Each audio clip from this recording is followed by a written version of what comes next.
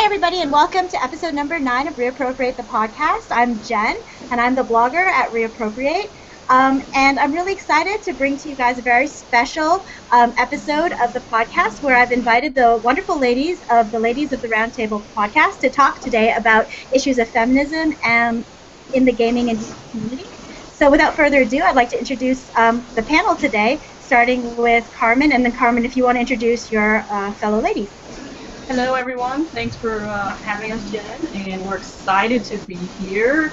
Of course, I'm Shrivasta, or Carmen, whichever you'd like to call me today, and I am here with my lovely Ladies of the Round Table, the luscious Nikki. I think she's over there. Hey. Nikki Angelo, Star Citizen AA, as well as Monster Mash Pixie. Hi! My crew, we're in the house. So, Carmen, do you want to tell us a little bit about your podcast as well? Because listeners of this podcast may not be too familiar with you guys. Sure. Ladies of the Roundtable was established almost a year ago, formally, by myself and a couple of good close friends. You guys know Bonks, who will be back. Don't worry, she'll be back. She's actually working on a project. She hasn't forgotten about us. And Miss Pixie, and then came on to the scene graciously, and we were very excited, Miss Nikki. What we do is several different things. We are a live podcast media outlet with a focus on the female demographic, as well as we have a charity foundation for STEM education for girls, scholarships, that is. And we use the video game platform as a base or a jumping point to get more young girls involved in science, technology, engineering, or math, or STEM. So everything we do generally focuses on giving back to the female community and geeks for equality. So this is something that people can donate to? Correct. And you can donate via our website. The link is down there. You'll find it on the navigation bar there, and it explains the whole charity, the way the scholarship works, and what our goals are beyond just the scholarship. Awesome.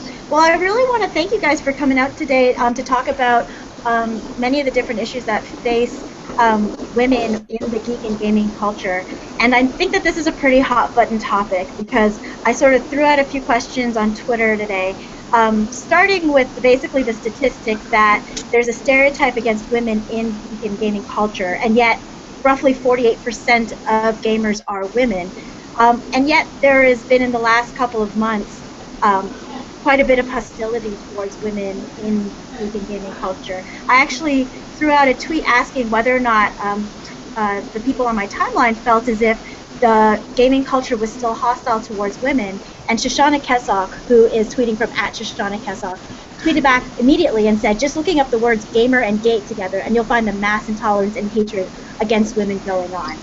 And following that was, a huge Twitter conversation about Gamergate that I was involved in. So without further ado, I'm maybe less in the whole gaming community as you guys are, so I was wondering if maybe someone wants to give us a quick rundown as to what is going on right now in the gaming community for my viewers who maybe are less in the gaming community and gaming culture right now. I'm going to throw that one to Miss Pixie because she's been waiting for that question, specifically coming back from Geek Girl Con as representing Ladies of the Roundtable. Right. And before you do, Pixie, I just want to say to everyone who's watching, Pixie is at the airport right now, having just come back from Geek Girl Con, and I think she gets like a massive round of applause for just showing up here. And she is like on her phone at the airport. She was so excited to talk about this. So the thing is as with any movement and as with any real issue that anyone faces, there are frontrunners for these issues, and for us, right now, one of the big headline names is Anita Sarkeesian.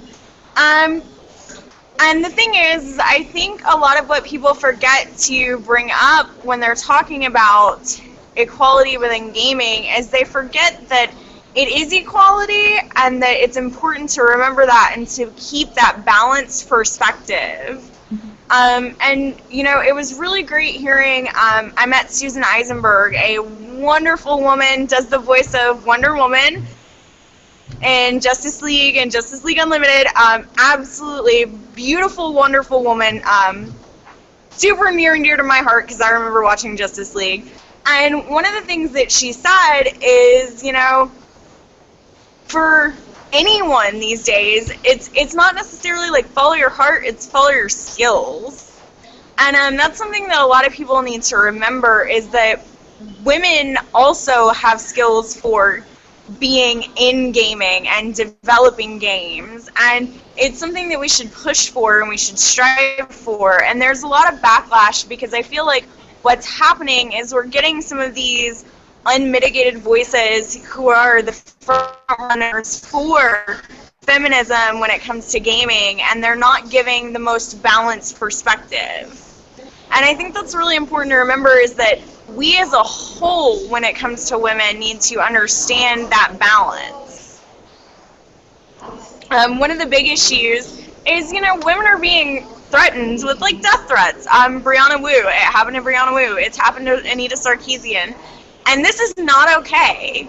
Like, it is never okay. It doesn't matter if you're male, it doesn't matter if you're female, like, people deserve respect, because we're all human. And so it's really important that we kind of band together and we really work with one another. And I think another important thing is we need to stop identifying this fight as an us versus them. It's not women versus men. It's not us versus you. It's us as gamers together. And that's super important, because if we want the gaming community to continue to grow and to continue to become, you know, this upper tier echelon for esports and all of these amazing things, we have to work together. We can't tear each other apart. That's such a huge hindrance. I think that's a really important point. You know, from kind of being a little bit on the outside of this whole issue, one thing that sort of surprised me was what seemed to be a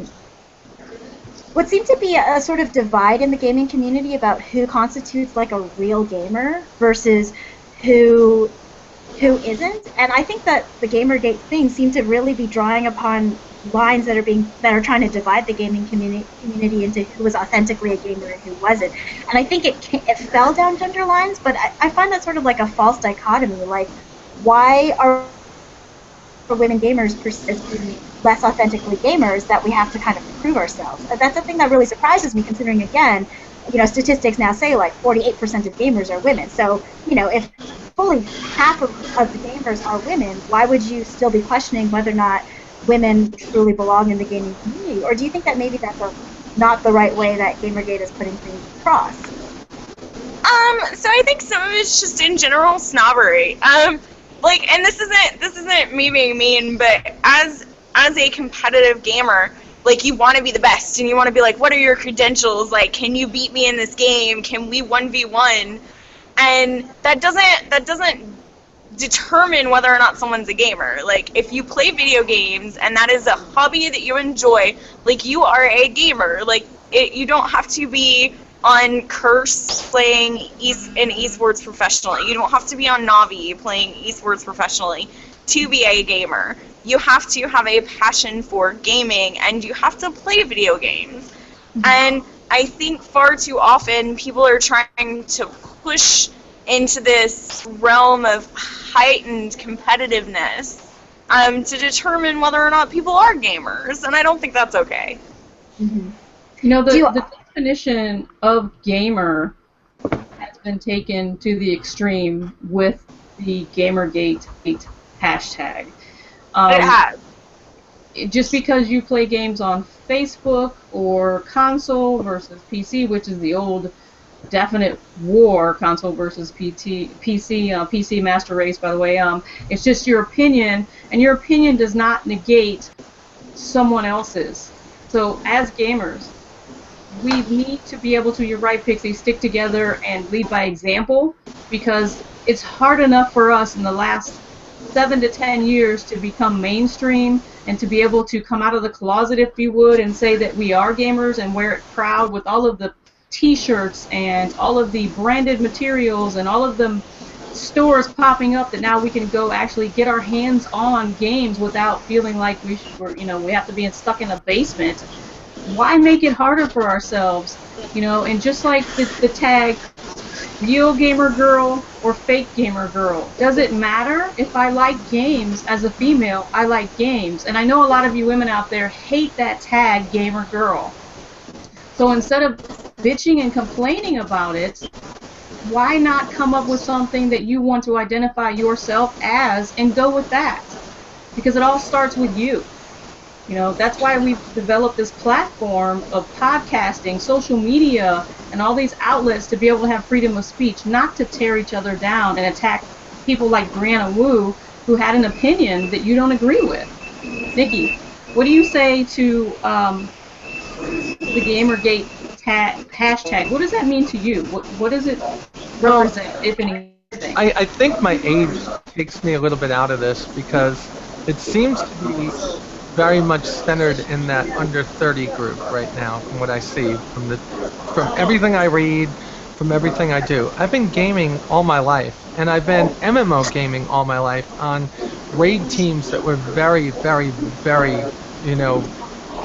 if you want to say it, that we were so meticulous and so nuts about having the right people on the team, and never was there this separation of girl, guy. It was who had the best skill, and all of a sudden this thing is blowing up on me, and I have to start getting into what the younger folks are talking about, and this worries me, because it's amazing how, as the gaming industry has grown and how people have moved from sitting across the table from one another when I was a kid to hiding behind a microphone, a keyboard, and a mouse, how much more belligerent people get towards somebody else in the industry, somebody else that they might be playing against or somebody else that they might be playing with.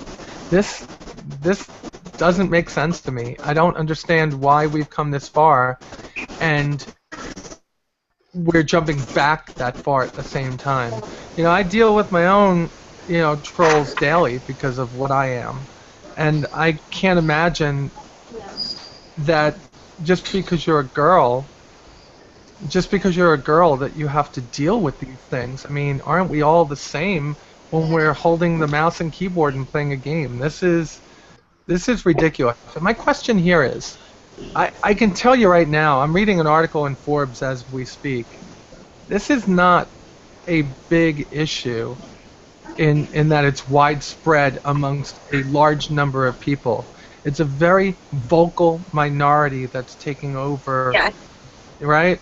So I like Pixie's statement that it's not us against them, it's not man against woman, it's gamers to unite and show that we're not like this. Isn't that what you were trying to say? This isn't us. This isn't what we're about.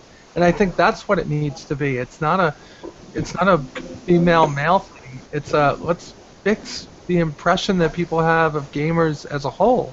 We're a community, one community together.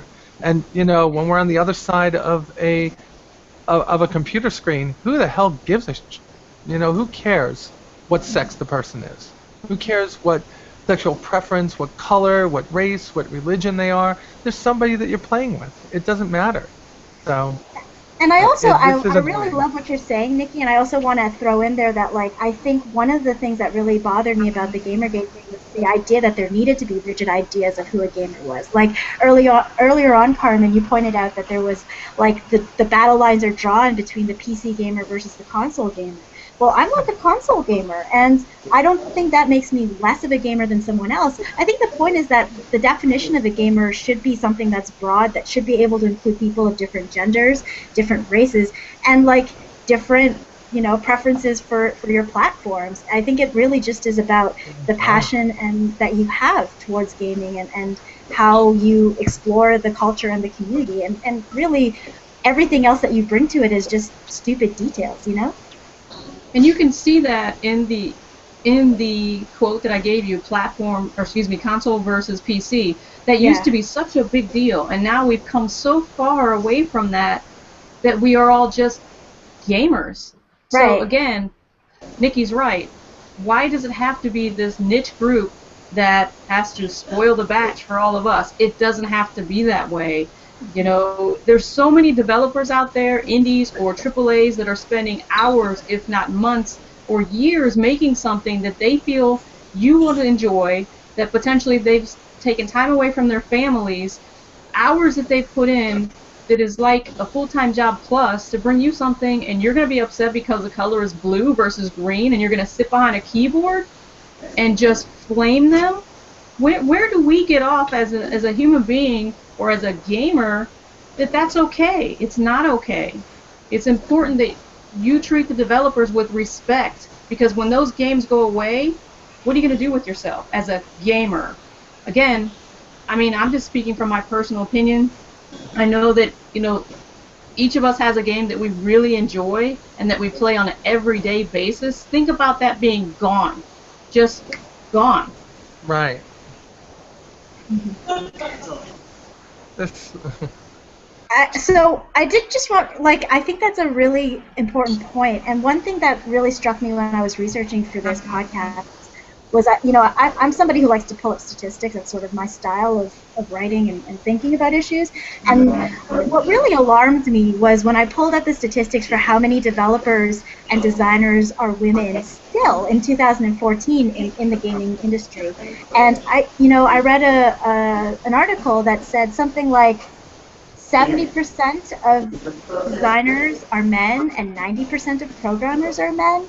And I wonder if, well, so two things. One thing that just really bothered me, because, you know, if 50% of gamers are women, but most of the people creating these games, at least in the mainstream, are not women, are we getting sort of a one-sided game access or kind of game that we're getting? And is this something we should be concerned about? Is this contributing to the kind of culture, that bro culture that people have talked about in terms of the gaming community, and what we can be doing to solve that? Because I know you picked up on issues of independent game developers, and I wonder if maybe that's the solution.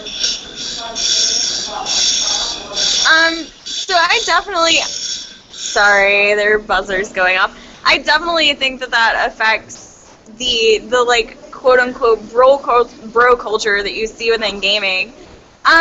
And I do think it makes games one-sided, because if you look at a lot of women don't care about TNA. I mean, like, TNA doesn't matter to us. We want, like, a well-developed plot on, like, a majority scale. So we need people who understand that and who are going to, you know, push for these things in a video game. We need people who are going to push for this well-developed plot and who are going to be like, you know, TNA doesn't really matter in this game because we're building it for women.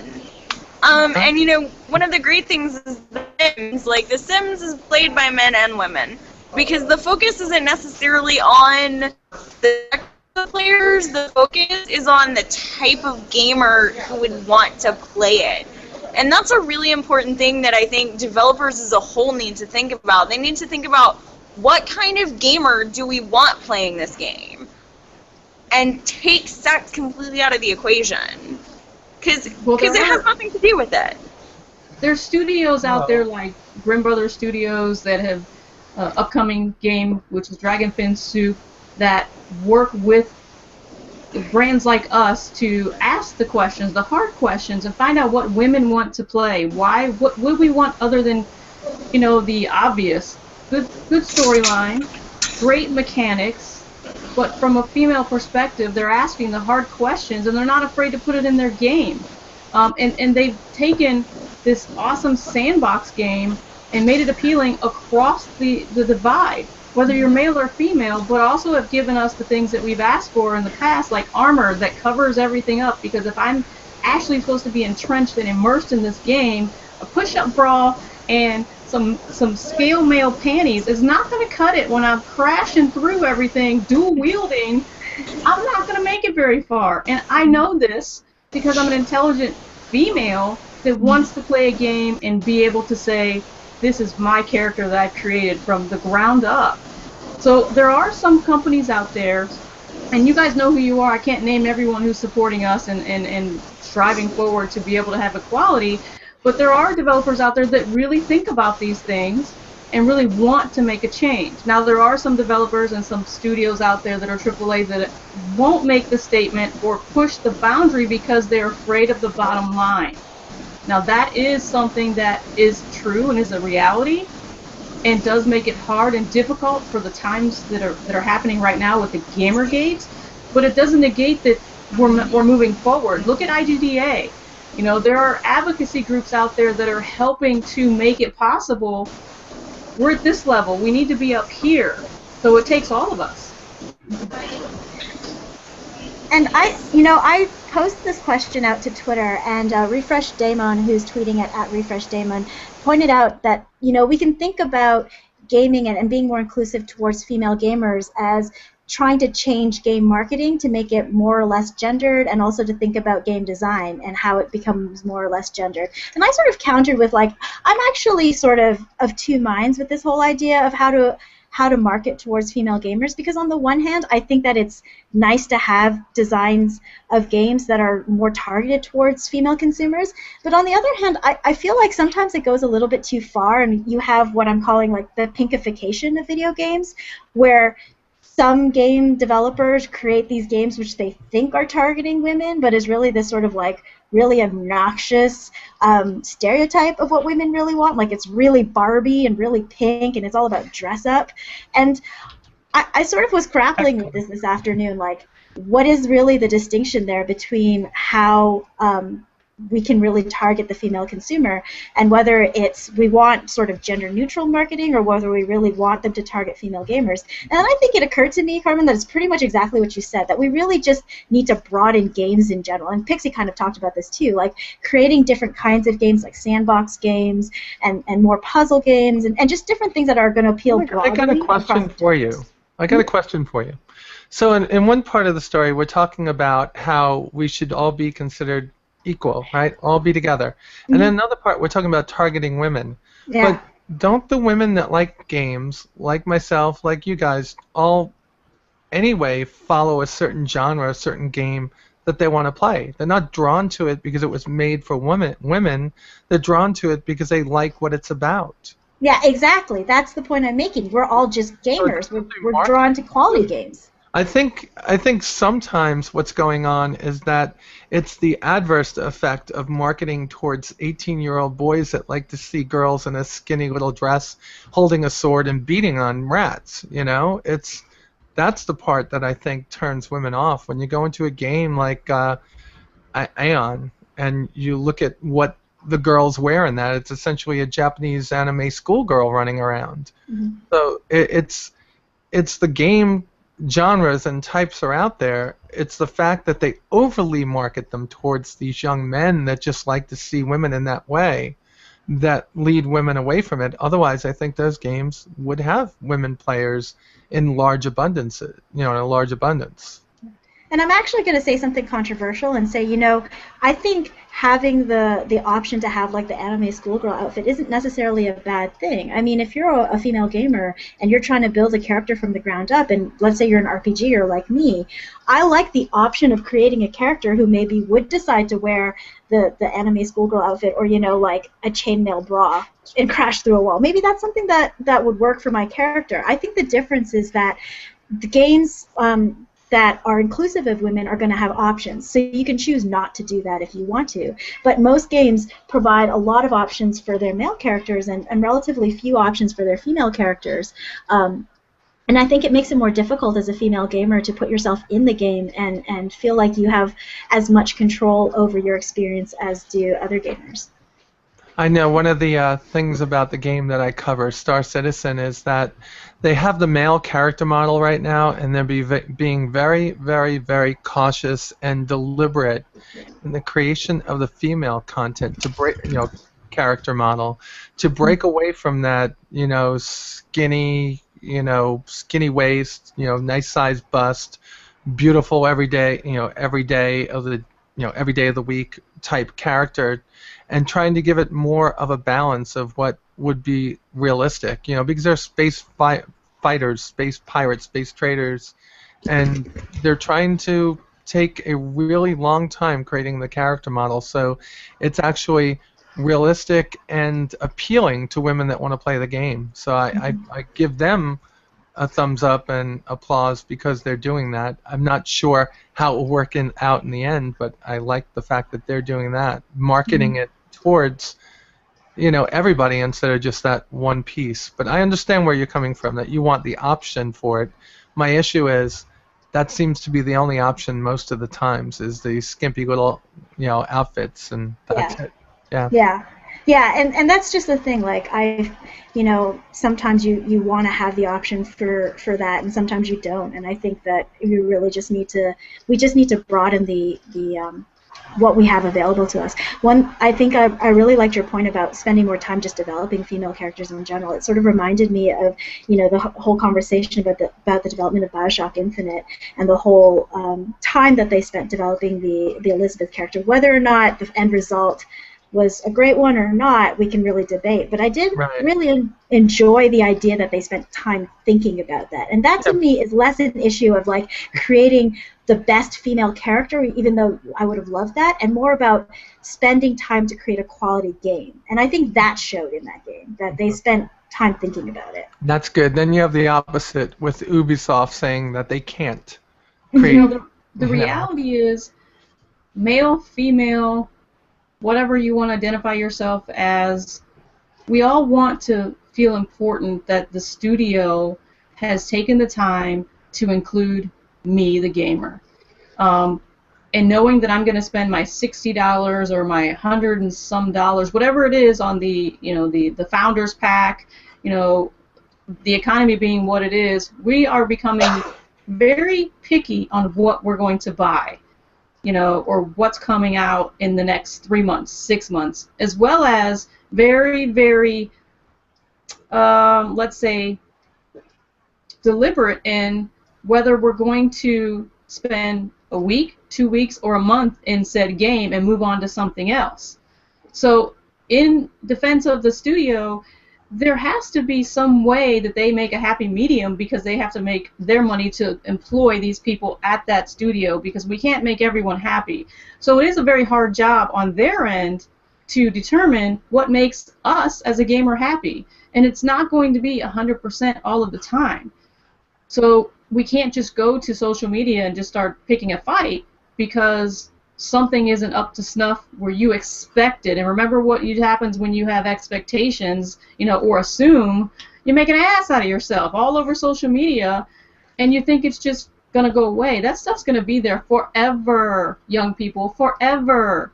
Yeah. So I think that it's important to say, before you post it, take a minute, just 1 minute, read it to yourself and see if you would like that said to you, or whether you think you're going to want that to be out there for infinity because you can't take it back. And I know we lost Pixie very, very briefly, and hopefully she'll be back, but I actually think that's a nice transition sort of back to Gamergate, if we can do that real quick, because one of the main things when I posted the prompt for this podcast out there, I basically got a massive conversation on Gamergate on my Twitter, and I had people across the board talking about Gamergate and weighing in, and really it was about the tone of the debate more than anything else, and I think that this is a sort of a good chance to sort of jump into how the internet is facilitating maybe these pretty nasty comments and how that's maybe coloring the way that we're having this conversation. So I had everything from people who were saying, like Shoshana Kessock at Shoshana Kessock's is her Twitter handle. She said, "The narrative Gamergate is built on the foundation of slander, harassment, and threats against women." And she also pointed out what we talked about a little bit earlier, which is the Brianna Wu incident, which happened last week, which were death threats sent through Twitter to a game developer. Sorry, I'm just gonna mute you a little bit, Pixie. There we go. Brianna Wu getting some death threats over Twitter in relation to Gamergate. All the way over on the complete other side was someone named Haggis MCF, who's tweeting at Haggis MCF, who said the actions of a despicable few should not represent the actions of the moderate many in Gamergate. Haggis MCF doesn't believe that the things people are saying in Gamergate are representative of all gamers, but also says that he doesn't think Gamergate is as hateful as people are making it out to be. And so, I thought that was really interesting because it sort of went across the board as to whether or not the tone of the debate was extremely hurtful and harmful and harassing, all the way to it's really not all that bad and people should just kind of get over it, and this is just the nature of the beast when it's the internet. And I will say that I haven't been following the whole conversation as much, but I do know that my experience with the internet is that it really facilitates a lot of really trollish behavior. And I'm wondering if maybe the internet has really degraded the quality of the debate here, such that a really important and necessary conversation about women in gaming is now getting completely lost by what is truly criminal and not okay behavior. Right. And I know that you guys kind of wanted to talk a little bit about how social media maybe facilitates really extreme comments. So I'm wondering if you guys want to jump in on that a little bit. I'm gonna say, Gamergate or not, the internet has introduced a disconnect between human beings in general, and being or having empathy towards someone else. And it just, all of a sudden, you can make a comment and it can be hurtful, and words do hurt other people. It's just bullying on the internet sometimes, and I believe, and this is just my perception, some people think that they'll type something or put it out there and then, oh well, the person will just ignore it or not read it and they'll be okay. That doesn't happen in some cases, especially when you talk about teens, tweens, or early 20s who are not being parented and are all over the internet.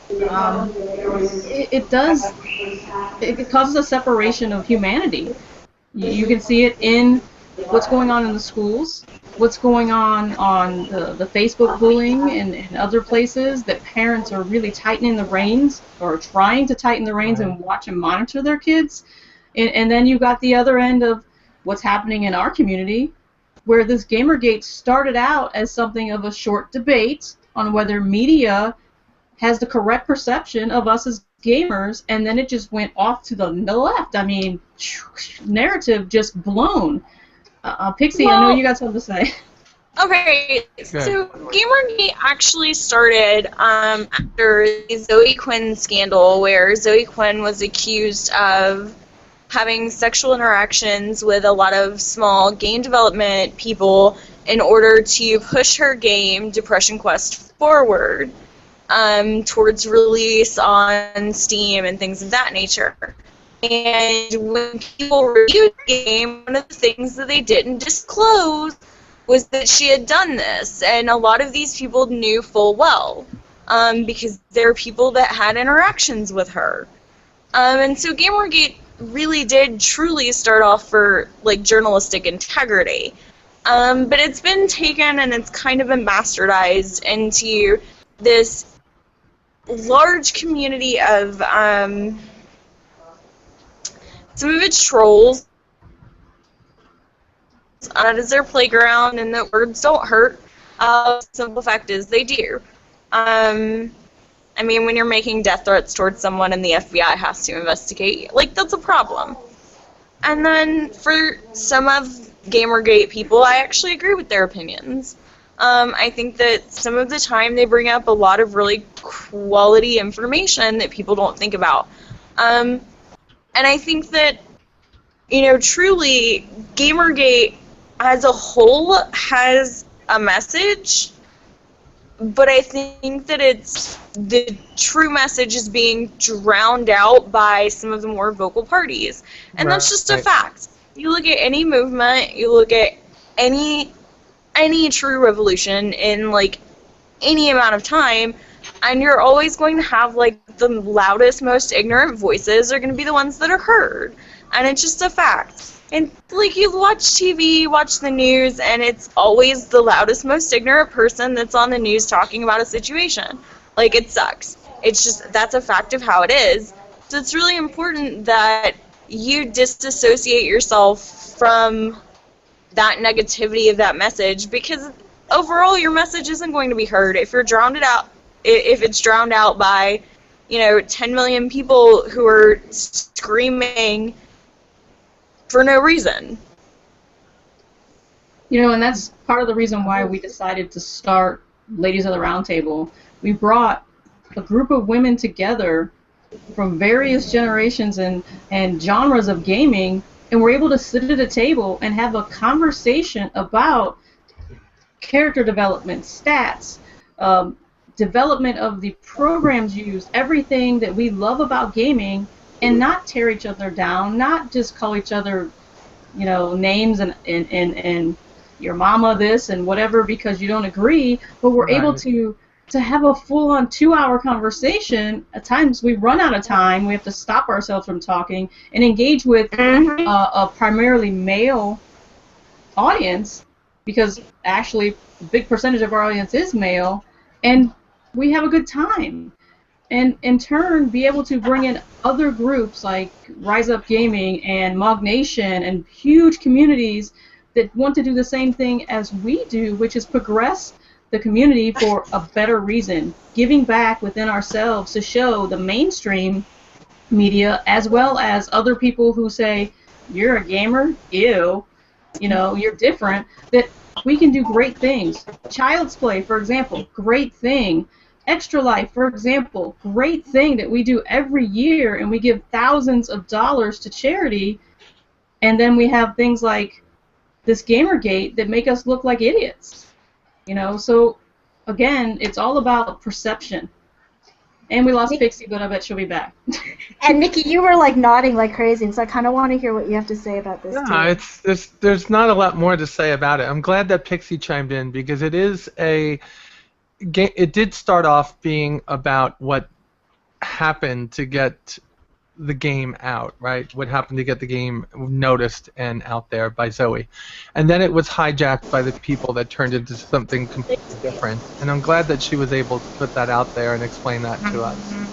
I think that I've said enough on this subject, because I don't want to be one of the people that keeps it going. I think that it's a time for us to come together. It's a time for us to not fall into the whole fervor that's being created by the situation right now, and to just go, there's, one thing that I live in my life, one piece of advice I give to anybody is whenever you vehemently fight back against somebody, you just justified their fight.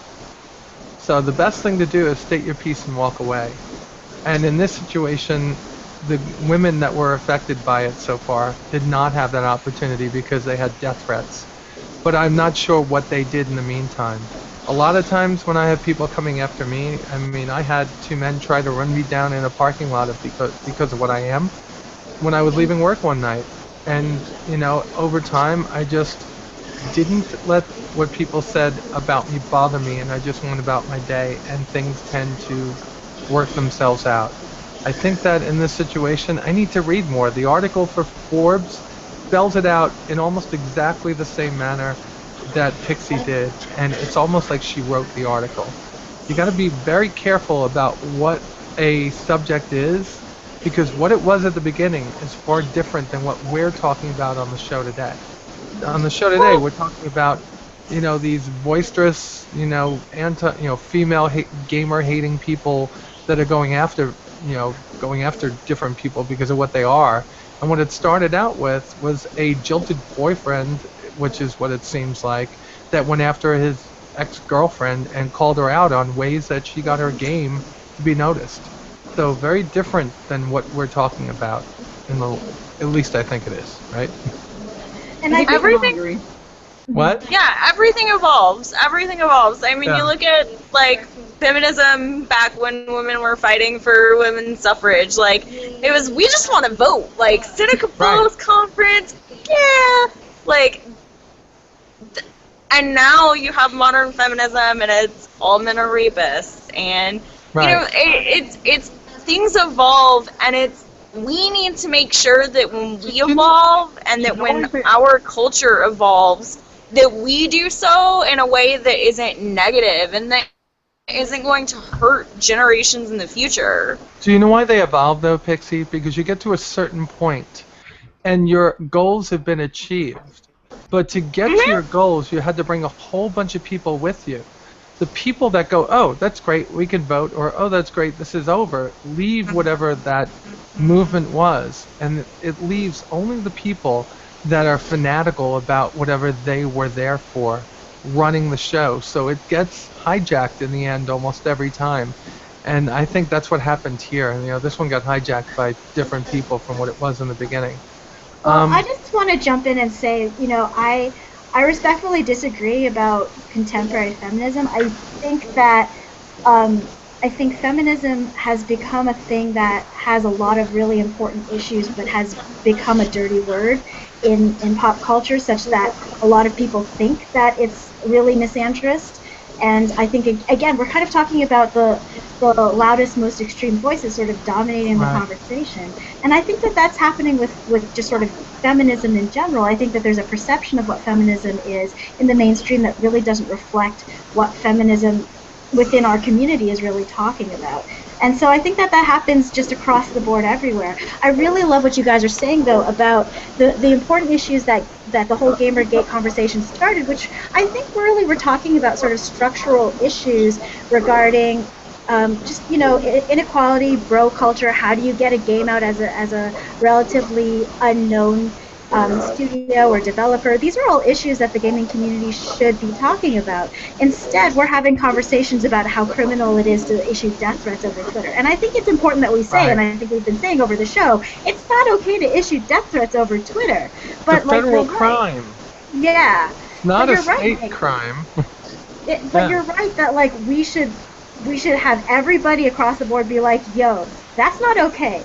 Now let's go back to having this conversation about journalistic ethics. Let's go back to having this conversation about bro culture. Rather than yelling at each other about who is and who isn't a gamer and allowing the misogyny to dominate the conversation, let's have the conversation we should be having, which is how can we come together as a gaming community and promote and make it easier for developers to make the kind of quality games that everybody wants to play. Well, Jen, there's plenty of people out there that are speaking out about said things, like you talked about why we can't get the mainstream media to pick up some of the things that are going on, other than the bad things. The Gamergate gets picked up, the things about photos, whatever it may be, gets picked up in the mainstream media, but you don't see mainstream media picking up, Patrick Scott Patterson when he's talking about why we get labeled in Congress with violent video games being a major issue. Oh my God! Can we talk about that? You know what I mean? We can't have the great things that's going on within our culture. It's because media is sensationalist. Go ahead, Pixie. I mean that's all it is. The media is sensationalist. I'm not going to disagree with you there, but I think that it takes all of us together to be louder, to be boisterous than the trolls. And it takes things like this, what we're doing right now, coming together on a podcast, putting differences aside of the style or type of podcast that we are, but we're talking about things that affect all of us, one way or another, as you identify yourself as a gamer or someone who enjoys pop culture, whether it's comic books, manga, PC, console, or otherwise. We all feel the same effects, or we wouldn't be sitting right here. Yeah. And I think it's ironic because, as you point out, Carmen, the gaming community is pretty much a marginalized community or a marginalized culture. And I'd love to talk a little bit about how it's easy to be vilified as a gamer, or at least, shunned almost. Like they want to blame violent video games for so much of society's ills. And I think that it's so ironic that we're sitting here dealing with this issue that's tearing the community apart, when really we're all on the fringes of society in terms of the things that we like. We're not part of, we're becoming more pop culture, but it really is a community that started out on the fringes, and we really can't afford to be tearing each other apart. We really should be coming together as a gaming community to really stick together, because, you know, when push comes to shove, in another couple of months, something else is going to happen, and somebody's going to be trying to outlaw violent video games again. And that's, you know, everybody's going to be saying, wow, it's these crazy gamers who are committing all of these crimes. And that is just a fact of the gaming community, that we seem to just sort of allow that to just happen and make it even worse by being so divisive amongst ourselves. Well, part of the symptom to that as a whole is a age demographic. You have to remember that myself, and I can include Nikki, we didn't grow up with video games. It's something that made its way into our lives and became part of our lives, as our parents were like, oh no, that's taboo, I don't want you spending that much time with it, but we'll introduce you to it and let you touch it, but then we're going to take it away. And then somewhere along in your lifestyle, it was, okay, I have to be responsible, be an adult, and get a job, but I still like this thing that is still taboo to the mainstream public. But generations like Pixie and maybe yourself, you were born into it. And my daughter, that technology is not going away. That is their lifestyle. That is always going to be there. So it's nothing abnormal to you. But the generation that became before Nikki and I, they still are like, that is the devil. Right. And Congress will always slap it down. It's never going to be mainstream, and it's going to take us another probably decade, sadly, for the people that understand what we're talking about and see it as a growth and a potential, not just revenue stream, but a way to change the future with technology and to do better for ourselves, that laws will be changed then. Unfortunately, it's just going to be an uphill battle until then. I mean, that's just what I think. What do you think, Nikki? No, it sounds right. You know, I think back to the last election when they were picking on a politician from, I think it was either New Hampshire or from Vermont, but it was probably New Hampshire, that he played WoW, you know? Or it might have been a woman at the time. But they played WoW, and they used it against them in their campaign. Did they really? Yes, they did. Like, how could you trust somebody that's spending their time playing video games, you know? And I look at, you know, sports heroes like Kurt Schilling that, you know, he may have destroyed a game company, but he went out there and tried. And, you know, he was proud of playing World of Warcraft and other games like that. So I'm, you know, I don't think it's going to be a decade. I think the time is here, you know, Shivasta. I think it's now.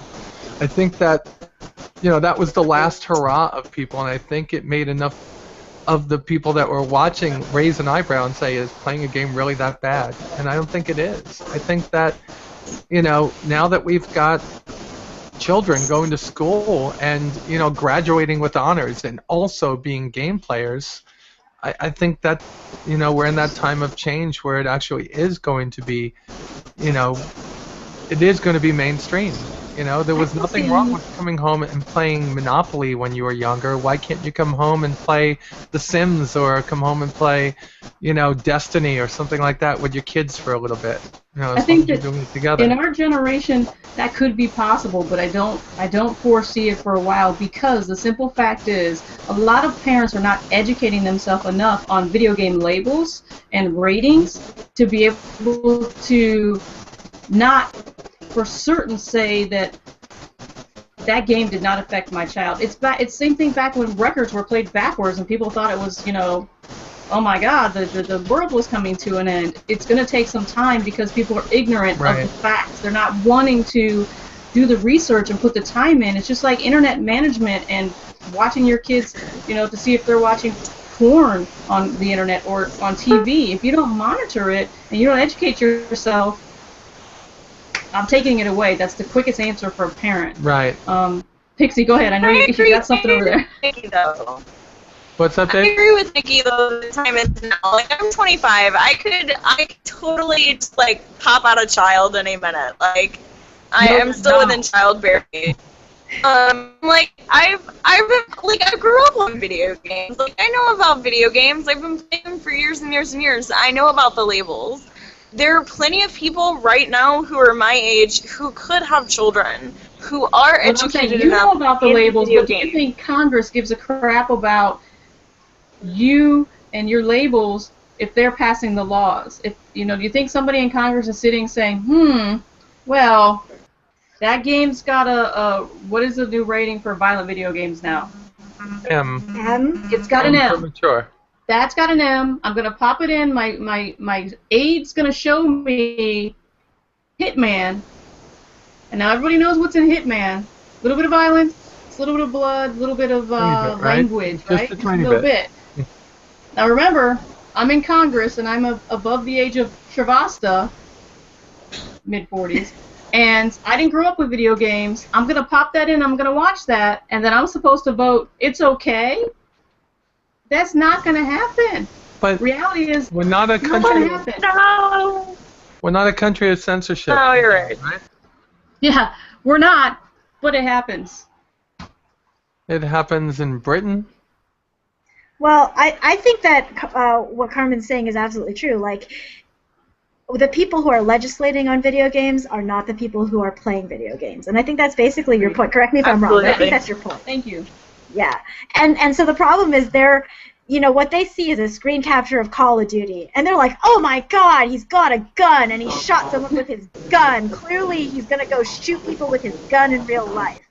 And, like, it's absolutely absurd because they're judging an entire, not even just an industry, but an entire culture and community based on one screen capture of a game that they're not playing that they don't understand. And completely in defiance of science and statistics. Like, for example, when Columbine happened, and others more recent school shootings, you always have a legislator that comes up and says, these are the video games this person played, this video game must have made this person commit a mass shooting. And while mass shootings are very tragic, it's very unlikely that the video game that this person played was a cause, because you've got millions of people who are playing these video games. No, it's mental disturbances, it's psychological issues. Like, there's so much more at play than a video game. Right. And actually, remember Columbine, they were going to blame Marilyn Manson, right? So, I mean, like, they just make up these ridiculous pop culture things that are this weird thing, quote unquote, that the people were doing, and trying to blame this sort of fringe part of culture and saying that's the thing that made this person become violent, rather than to what I was saying before, and then I'm going to cut you off real quick, because the point you're making is we need to show the better side of us as gamers. Because what happens in the media, especially mainstream media, they take that negative and blow it out of proportion, and what do we have to show for it? What do we have to show for it? So, again, posting things on social media, being boisterous, having a blog, having the platform that we have been given with this technology comes responsibility. Oh, Spidey-san! Okay. Amazon? What's that? What's up with that? I don't know who that person is, but that person is leaving now. But that's okay. We'll roll on. Where's Eminem? What are you getting rid of him No! for? That was cool. How we kick Eminem? I don't understand. He I might don't have know been Eminem talked. home. What's up? He might have talked to us. Oh, Okay. and it begins. This is hilarious. What's going on? People are joining the call, and I didn't even know they could do that. Are you but sure the it- trolls? Yeah, they're joining the call somehow. But It's in all any right. event, So back to the topic at hand. Again, this only proves our point that once you start speaking about something and you have something to say, other people don't take it very well. No matter if it's positive, if it's for the betterment of the group of people that already have been oppressed and are fighting for equality, somebody just doesn't take it very well. So, we've got a couple more minutes before we wind this down. And one thing I kind of wanted to get into was, I checked back in on the statistics, and something between 5 and 10% of designers and developers are women. And I don't know much about the gaming industry, but I come at geek culture more from the comic book side of things. And one thing that we've been sort of talking about in the comic book world is how to diversify the creative side. And there's been sort of more of a push towards trying to promote independent studios, independent publishers of comic books as sort of the way to get at more people of color as writers and artists, as well as more characters of color within pages of comic books. So I'm wondering, you guys who spend more time covering the video game industry than I do you think that that's a similar sort of approach that will help in the video game industry, where maybe what gamers need to be doing is helping to buoy up independent creators and sort of go outside of the mainstream developers and look for good talent elsewhere? The indie game market has been amazing for female developers, just like the evolution of webcomics was amazing for female illustrators. Like, those things allow women to have a push into a subsect of society and into a field that is a viable career choice for anyone of any gender that is harder to get into than a lot of people would imagine. And that's really a lot of it. Like, the indie game market is going to continue to thrive for quite a while. Because indie game developers are really listening to their markets. They're making games that are loved by people. Like, Octodad was hilarious. Couldn't put that game down. Like, I'm sorry. Like, my little tentacles and my, lack of a spine was hilarious. I must have played it, 6 different times all the way through. I'm addicted to that game in Best Buy. I'll start up the demo and I'm like, oh my god, this is hilarious! And then my boyfriend drags me out of Best Buy, so I played the first 3 scenes over and over and over. It's at Best Buy? Yeah, it's one of the loaded demos on the PS4. It totally is, and I totally go look for it. And for me, I just found, I'm sure you guys have probably already heard of this, but I just found Goddess, which is a Kickstarter video game that's basically a sandbox game, and I found it 2 days ago, and I am just freaking obsessed with it right now. Yeah, just watch out. That game is a remake of Populous from when I was a kid. It's made by Peter Molyneux, and it's addictive, and you will start playing it and never stop. It's like the Mighty Quest for epic loot. Yes. The indies, we have a really good established relationship with a lot of indie studios and more coming on board, and we think that the resurge of the the charitable goodwill, whatever you want to call it, of gamers in general will be overshadow this Gamergate crap by the indies, because the indies are able to speak freely. They're able to be very boisterous without fear of repercussions. Yeah. I mean, if you remember, there was an issue with a certain studio that has sports games, and they took a long time to come back because of issues in the media. And now, issues with major studios, it's timid. So we have spent a lot of time working with indies to be able to showcase them, to highlight them, and to make them feel loved, and the games are great. I mean, a lot of the games that you see on Kickstarter or Indie Mega Booth, and there's a couple websites that I'm not going to mention because I don't want to plug everybody, but these sites have indie games, and you can actually talk to the developer. You can have a conversation. You can ask those questions about the character development or what they're using or why they did this or that, and they will have a conversation with you on Twitter. And it's not a slap your hand because you want to know. It's because they want you to ask them those questions. Mm-hmm. It's about developing a game. How else would they be able to make it and understand the psyche that is us? Because we're complicated. But it's that attention to us that, the larger studios can't really give us, that I think is why they're making quality games. It's because they have that whole back and forth. And I think this brings the whole conversation full circle, that it's not really about female gamers versus male gamers. It's really just about people who want quality games and trying to help the industry build that. And that just includes listening to 48% of your consumer base who's saying, you know, I want more than the chainmail bikini. And that would just make things a little bit better for me. And that's all it really is. So we are at exactly an hour, and I think this has been a really fabulous conversation. And I really want to thank you guys for joining me today. So before I let you go, because I know that you guys have a lot of projects that you're involved in, I really want to give you a lot of time to plug them, actually. I think it would be great to hear from some of your favorite independent studios and let listeners know how they can support those projects, because I think that's really the future of the gaming industry. And really also to plug your podcast and your charity, because I really want viewers to know those things. So if you guys just want to go down the line and plug your favorite projects and maybe also your favorite games. Casey, let's start with you. Oh goodness. So, Crowbite Studios made Among the Sleep. It's toddler horror. I love it. It's the only horror game I've played in like years and years and years that I basically like didn't crawl under a blanket and die of fright. Because I'm a super big baby when it comes to horror. Like, I just am. So I'm super excited about a Kickstarter called Phoenix Covenant. I'm gonna be talking about that in an article later.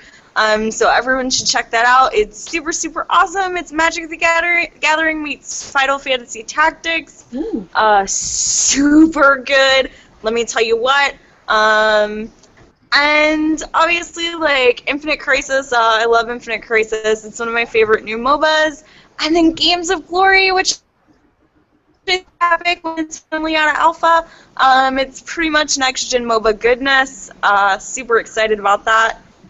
And then other than that, it's like back home and streaming for me. Awesome. And Nikki, do you want to tell us a little bit about your favorite projects? Yeah, well, my biggest project is always going to be anything I do on Star Citizen. I have quite a number of different shows I do at this point for it. Right now, I'm just trying to go through all the information from their Friday State of the Game convention that they have. They call it CitizenCon and hold it once a year. My passion is doing videos for that show and others, and my channel, you can find it on YouTube at youtube.com/Star Citizen AA. It's actually just my name, Nicole D'Angelo, and I do a lot of, well, I have a lot of things in the fire at once most of the time, but when they finally come out, believe me, I put my all into it, and they will be good.